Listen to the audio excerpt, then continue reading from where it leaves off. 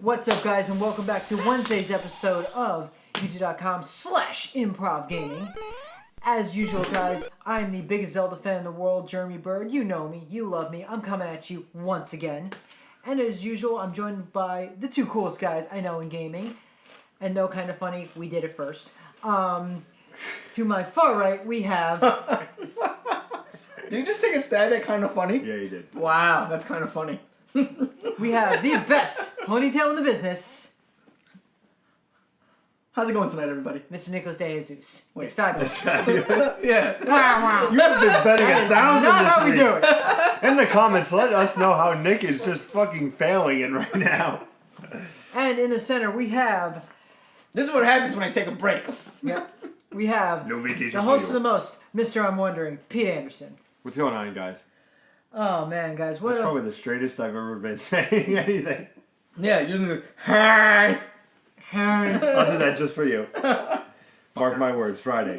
Oh, God. So, since if you watched the last episode, we ended on a little DC Universe conversation. Speaking of that, how do you feel about the fact that PC has given up trying to fix Batman Arkham Knight? How do you like them apples? Oh, What do you think? So Wah, wah, wah. you knew that they were gonna give up eventually. I thought they were going to try and fix it, but just they... I thought they were going to fix it. That's what I thought. Look, we knew that Arkham Knight was an afterthought when it went to the PC. We already knew that. It was a console game. They ported it over to the PC. It was completely just destroyed when it went to the PC. They couldn't get anything right. They tried to fix it as best as they could, but how much can you fix a disaster? That's like trying to put the levees up after New Orleans flooded. Like that's not how it works. That's some history lesson for you, ladies and gentlemen. You have to prepare for the disaster. You can't just like, oh, now it's time to put shit up, or now it's time to avert the disaster. When they wanted to put the Arkham Knight on the PC, they should have actually sat down and said, look, we're gonna put it on the PC. We're not just gonna take the PS4, Xbox One version and port it over. We have to create a game that's for the PC. And I said this when they came out. I was like, I'm sorry for you PC guys, but this is the route that they took.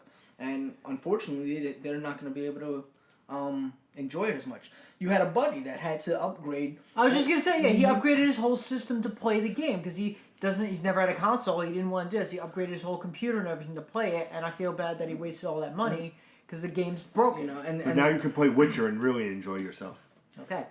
So, but you know, all that money would have been better. For All that money would have been better invested into a console where he could have played Witcher, Batman. I told him, I'm like, just get the PlayStation 4, get it refurbished, it'll work perfectly. That's what I got. But that's the issue that we're coming to now, and that's the situation that I think we've had little conversations here and there about. Is it really worth it to have a supercomputer console or a supercomputer to play your games, or should you just get the console?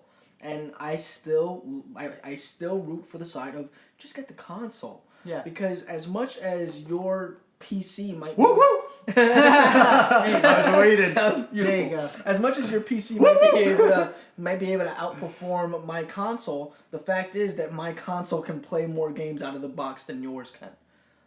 And that's just a simple fact of the matter. Yeah, it's like Pete said, I thought they were going to fix it somehow. Oh, I thought you meant like, woo woo! But no, like the problem is they did get the game working in essence, but the season pass stuff just they never could convert it over properly for whatever reason, and just literally it finally got announced on my phone like a week or 2 weeks ago that they said that's it, we're waving the white flag, we can't fix this fucking game. So because everything was designed for the console. Yep. And it's funny because the console, as powerful as the PlayStation 4 is, it's not nearly as powerful as your best computer out there. It's nowhere near as powerful as your best computer out there. Your best desktop computer out there. Laptops blows them out of the water, but desktops there's no way you can compete. And it's strange how, because of that, you can't make a game for both. yeah, Like you have to make a game for one or the other and try your best to remedy the situation on the other end of it. yeah, Which is the same situation that what's that Diablo had. When they tried to get the Diablo onto the PS4. It wasn't the same game. They tried their best, but it's not the same experience. because didn't they have to scale it down for the PS4? That's what I thought. Yeah. So, Oh, well. that's like you can only get. I think it was like two co-op players. Yeah, you're right. Whereas Yeah. on the console, on the PC, like you can get up to 6 people playing in a MMO environment. So they had to scale that back, and I mean, it's just It sucks. it's one of those things where I think Microsoft might be on the right track, where they're probably gonna nix the console, and the idea is to get a central device to play all games on. Well, it's also funny because my buddy did drop a picture of a prototype for a PlayStation 5 and an Xbox One too, which I'm like, I saw that and I basically said, your PlayStation 5 maybe, Xbox One 2, I don't think so. Xbox One, 2.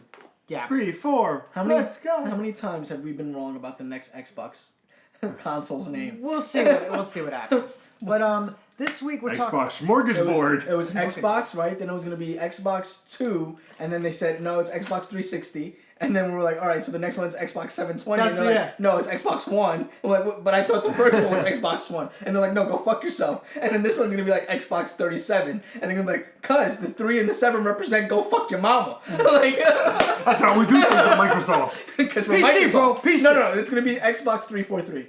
God. That's the next Xbox. Oh, Christ. But this week we're talking about one of the topics I've wanted to talk about, which is, are retro games worth collecting?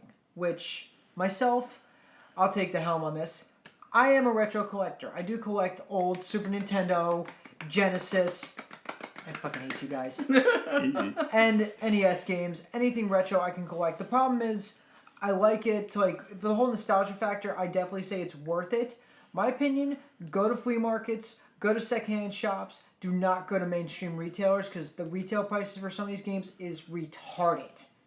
You're going to pay like $70, $80 for an That's old... not PC, bro. It's Yeah. not PC. Woo woo! It's not woo woo. You're It's gonna woo woo. You're gonna pay 70. You're gonna tell me you're gonna pay $70 for a shitty ass NES game. Not a good one. A shitty ass rare NES game. No, because I know there's a list of NES games out there that are worth over $100 each, and I refuse to. I absolutely refuse. I'll give you a quick case in point. The Nintendo World Championship 1990 cartridge. There's 2 versions out there. Well, 3, which I'll explain. There's the gray version, which is worth $500 to $1,000 because it's only a handful of them were made. Then you have the gold version, which was the championship one.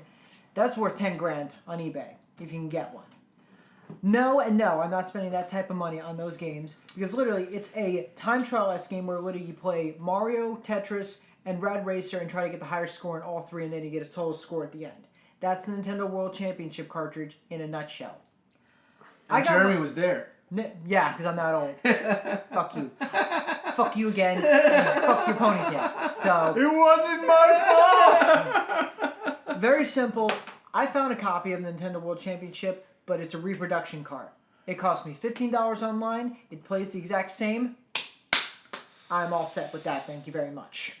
See, I think it's cool that, you know, these people have a hobby and the hobby involves, like, saving these games that you know, that nobody has, and now you can sell this game for $10,000. But the people that own these $10,000 cartridges aren't people that necessarily need the $10,000. That's the truth. You know, they don't need the $10,000. So it's cool that there are people out there that are willing to put these games on a pedestal and, you know, kind of quantify how great they were through this monetary standard. But at the same time, like, I would never, ever, ever spend that kind of money on any game at all. Nor would I even... I wouldn't even spend $60 on a cartridge for a Super NES. And that's pretty much what I would spend on a game to play, because I have no intrinsic value in that game. Like, there's nothing I could do with that game. I could play it, but then now I've depreciated the value of that game. Just by opening the box and putting it into my system, now it's worth $3 instead of... Don't even get me started on the complete box collection, because I'm not going to touch that. But you know what I'm saying, Yeah. right? Like you have these boxed versions that are worth $10,000, and then the moment you open the box, it's worth $3 now. Yeah. So... What am I going to do? Like, if I'm going to buy... Like, say I bought a complete and boxed game, what am I going to do with it?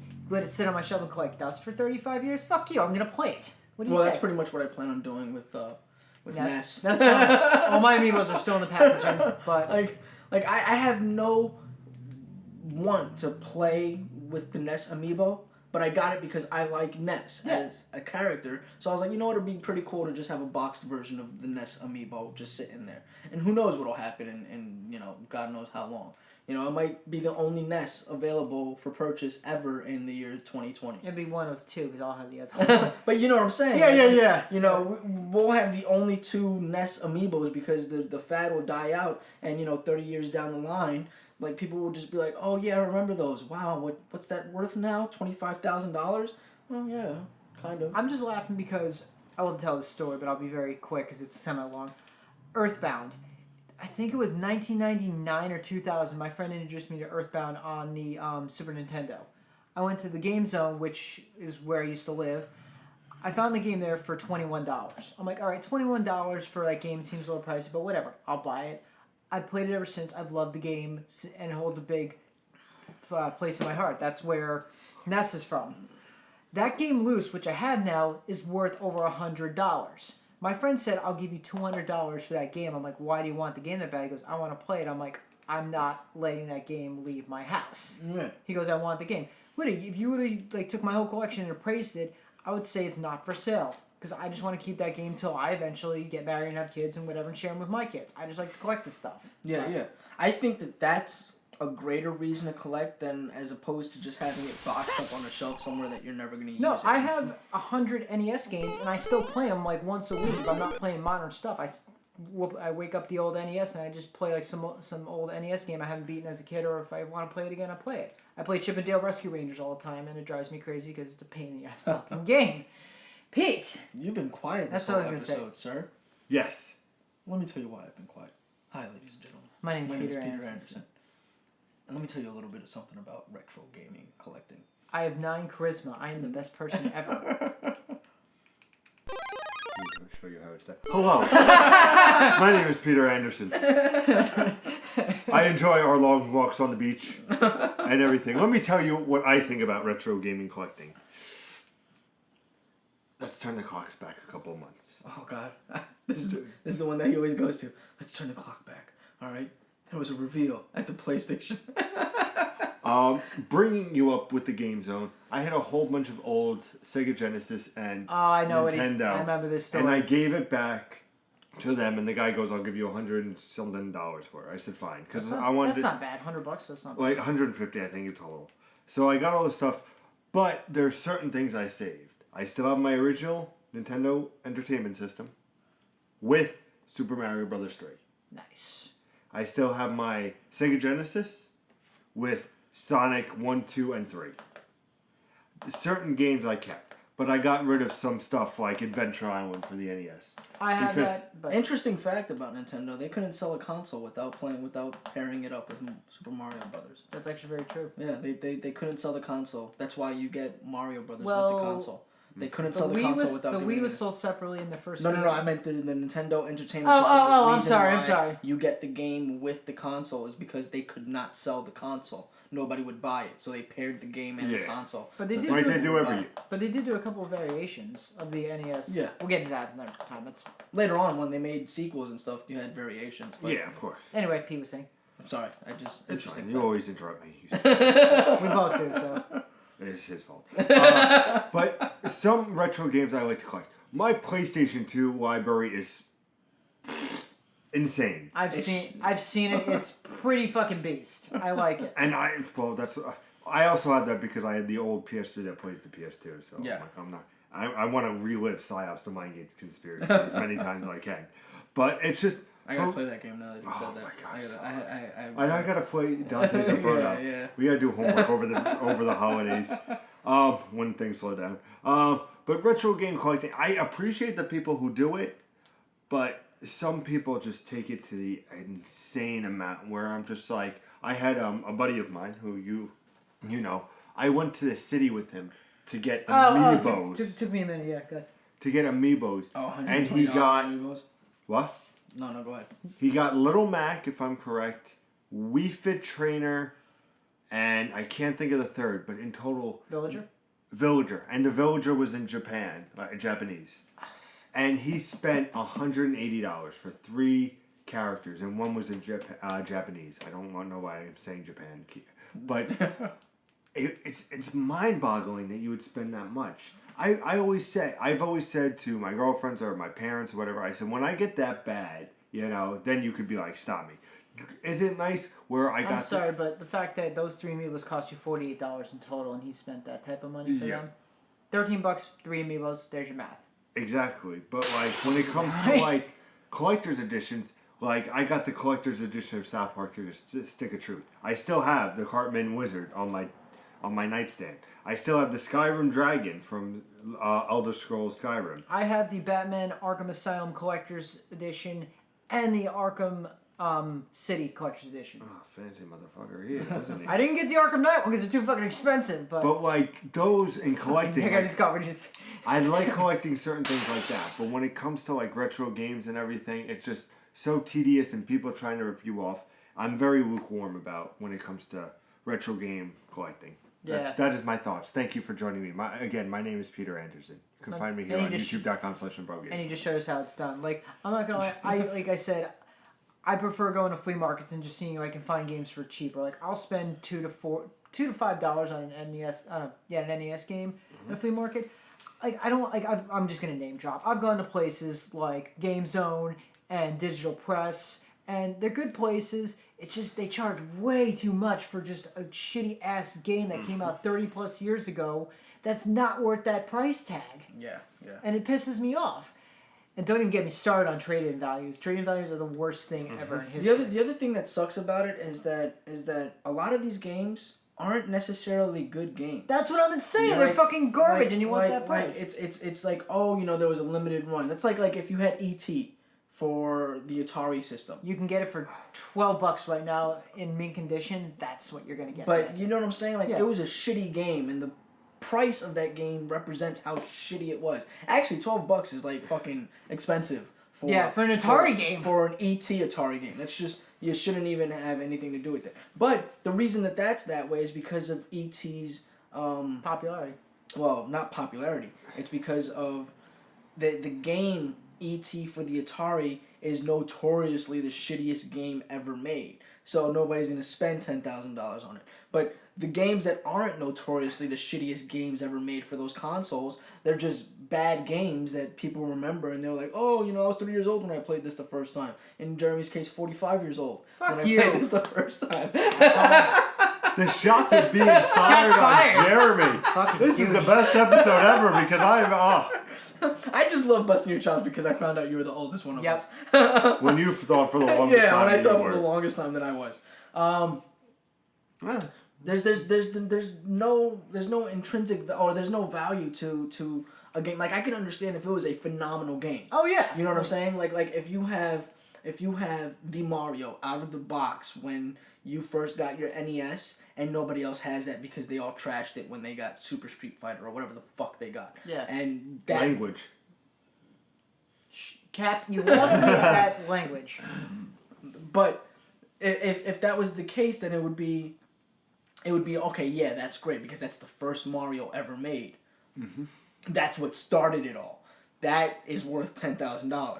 Everybody got a copy, yeah, but who still has it? Yeah. In that mint. In that kind of a mint condition. Yeah. Like I was gonna say, there's a game on NES called Little Samson. It came out in '93. It was one of the last NES games to come out. It actually did come out in limited quantity because it was a Blockbuster exclusive. That game is worth $800. And surprisingly, it's actually a really good platformer. It's a platformer where it's a platformer shooter game. Like, you shoot a lot of projectiles. It's actually a really good game. It's a best Blockbuster exclusive. Do you see how well Blockbuster's doing? Oh, wait. Thanks. Remember my fucking build up. Is it worth $800? No. Look, if say I literally won the lottery by some chance, then maybe I would buy the game. I work for my money. I work a good job. I'm not going to spend $800 on a goddamn NES cartridge. I won't do it. See, even if I would rather spend the $10,000 on towards my Ferrari if I won the lottery. Yeah, it's like Lambo. Lambo. Why does it to me it wouldn't be a video game? I know that we're sitting here and we're talking about video games, so intrinsically you would think that if we were gonna invest our money into anything, it would be other video games. But if I magically won the lottery, I would not buy a Super NES cartridge that is still in its box and in its plastic wrap, I would probably buy a Ferrari instead. Or I would buy a giant mansion with a TV. That way my games could be plastered on a large TV. Yeah, pretty much. Win! I would do shit like that. Like awesome shit. I wouldn't do like, oh, yes, this is what I got with my winnings. Is this little box here that I'm never going to open. Like...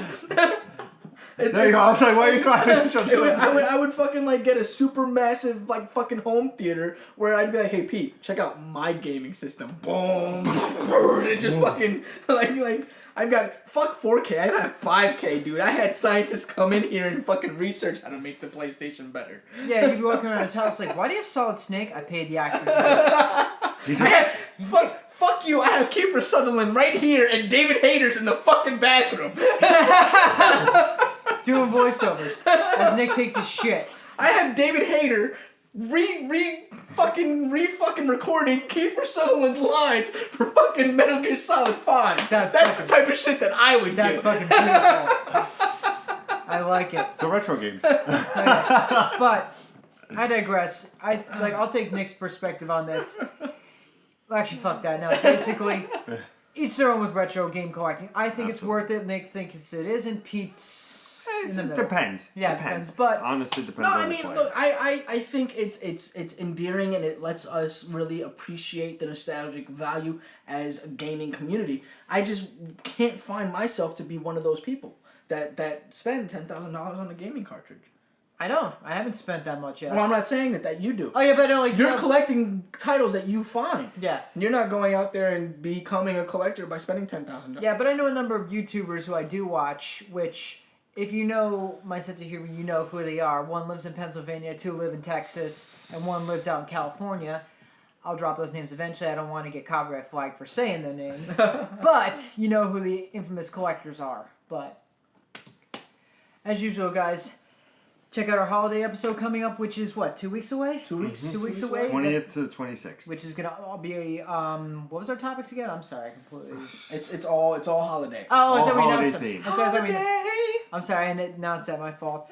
3 weeks from now. We'll spoil it one. Celebrate! 3 weeks from now, we have the Game of the Year's episodes coming up.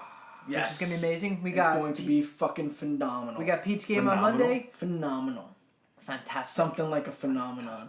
We got Pete's game coming on that Monday. We have mine on Tuesday. We have Nick's on Wednesday. And then on Saturday, a very special What is IPG's Game of the Year? And that will be January 2nd is IPG's Game of the Year. I thought you were going to say, well, that's going to be Metal Gear Solid. I'm going to be like, absolutely not. Absolutely not. It's going to be until dawn. When you play until just... Oh. God damn it, it's Splatoon for the last time. Oh, it will be a fun game of the war. Oh, it is going to be awesome. No, it's actually Doom. It's Doom. Actually, it's Uncharted 7 for the PS6. That game is still overrated. But as usual, guys, thank you for watching, and I guess we'll see you on Fridays then. Game on.